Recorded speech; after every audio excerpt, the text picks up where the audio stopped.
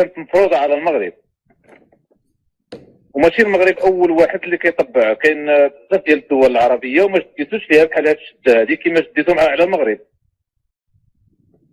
نعم، نتحدث على تطبيع المغرب مال المريخ. نتحدث على التطبيع المغربي. السلطات الجزائريه هي التي ارغمت المغرب على التطبيع. يا رجل كيف هذا الكلام؟ تم بالله عليك وضح لنا. نعم، وضح كيف ارغمتكم الجزائر على التطبيع. الجزائر هي التي خلت المغرب يطبع مع الكيان الصهيوني او الكيان الاسرائيلي. ولكن الجزائر لم تطبع بعد، كيف ارغمتكم ولم تطبع؟ في قضيه الصحراء لمده 45 سنه، وهي يعني 40 سنه والقضيه شغاله بينكم وبين الجزائر. الان ارغمتكم الجزائر على التطبيع، ليش ما طبعتم منذ 10 سنوات او 20 سنه؟